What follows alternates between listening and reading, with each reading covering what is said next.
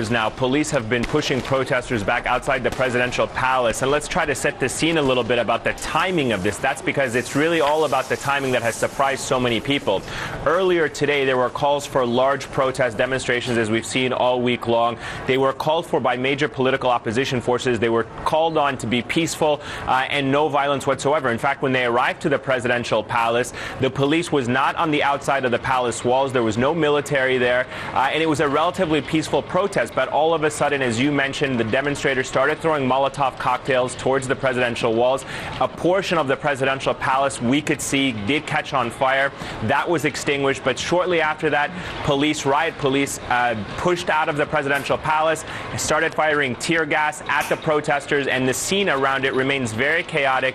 Tremendous amount of mayhem there. We understand from the Ministry of Health dozens of protesters have been injured, but really tonight a lot of the political forces, the opposition forces, are condemning the violence, and really a lot of questions as to how this peaceful protest once again turned violent. Wow. It's not only that, but it has also triggered spontaneous outbursts of protests. Even behind us here in downtown Cairo, another march is underway, so it is expected to be a long night of demonstrations across the capital. Well, and Ayman, as I mentioned, a spokesperson for Morsi is saying a warning that security forces will fight back to protect state property.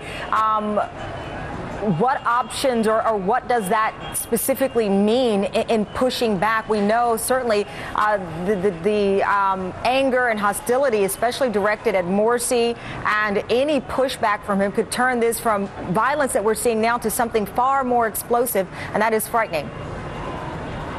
Absolutely. You know, there's a growing sense of frustration among many Egyptians, not those that are political, not the protesters, but ordinary Egyptians who are angered by how violent many of these protesters are because they are damaging state property, government buildings, embassies, hotels. So the police today have been asked by not only the presidency, but other political forces to use force.